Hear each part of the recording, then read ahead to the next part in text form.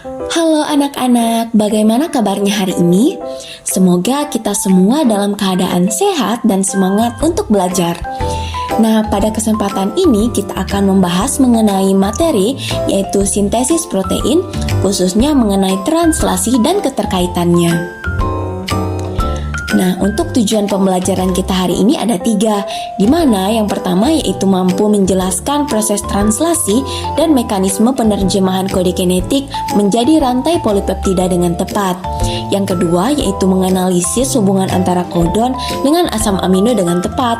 Dan yang terakhir yaitu mensimulasikan proses translasi dengan menggunakan tabel kode genetik serta mengevaluasi kemungkinan kesalahan translasi atau mutasi dan dampaknya terhadap protein yang dihasilkan secara logis.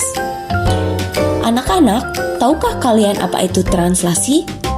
Nah, translasi merupakan sintesis protein, yaitu terjadi setelah replikasi dan transkripsi.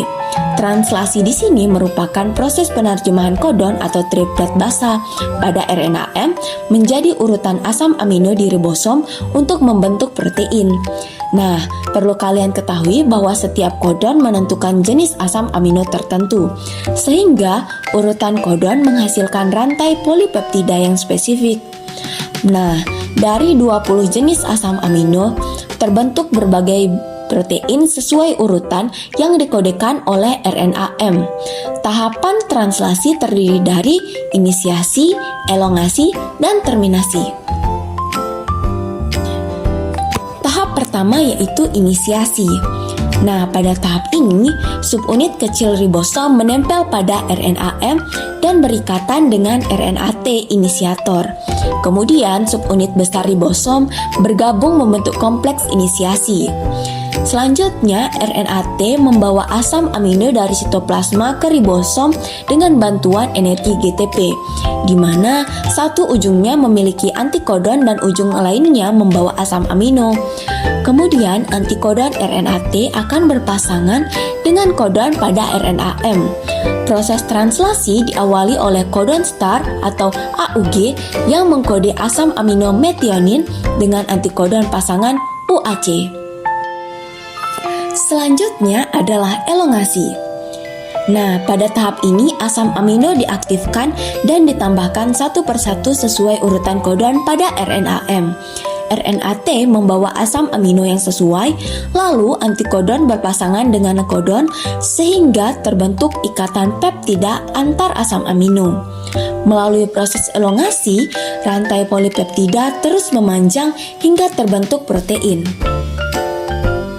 Nah, yang terakhir dari proses translasi yaitu terminasi.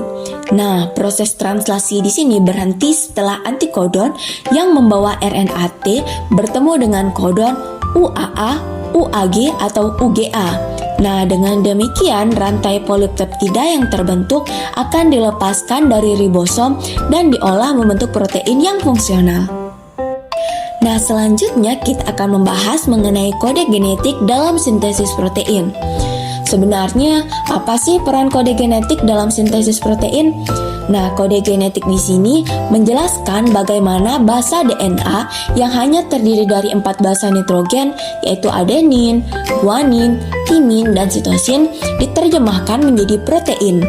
Nah, setiap 3 basa nitrogen membentuk satu kodon atau triplet atau trikodon yang membentukkan satu asam amino. Perlu kalian ketahui bahwa terdapat 64 kombinasi kodon untuk 20 asam amino, sehingga beberapa asam amino memiliki lebih dari satu kodon. Beberapa kodon seperti UAG, UAA, dan UGA adalah kodon stop yang menandai akhir polipeptida, sedangkan AUG merupakan kodon yang berfungsi sebagai kodon star untuk metionin. Nah, DNA di dalam kromosom berfungsi sebagai cetakan, yaitu DNA sense, untuk membentuk RNA-D atau RNA kurir melalui transkripsi yang bersifat selektif. Nah, kodon pada RNA kemudian diterjemahkan menjadi urutan asam amino dalam proses translasi. Anak-anak, perlu kalian ketahui bahwa kesalahan dalam penerjemahan oleh RNA-T dapat menghasilkan asam amino yang salah sehingga membentuk protein dan enzim yang berbeda. Kemudian, hal ini dapat berpotensi menimbulkan mutasi atau sifat baru yang menurun.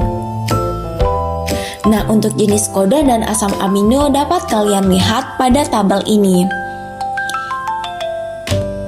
Nah, anak-anak, itulah tadi pembelajaran kita mengenai sintesis protein pada bagian translasi dan keterkaitannya. Oleh sebab itu, kita dapat menyimpulkan bahwa sintesis protein juga berlangsung melalui proses translasi, yaitu penerjemahan kode genetik yang dibawa oleh RNA-D atau mRNA menjadi urutan asam amino di ribosom. Kode genetik tersusun atas kodon, yaitu rangkaian 3 basa nitrogen yang masing-masing menjadi satu asam amino.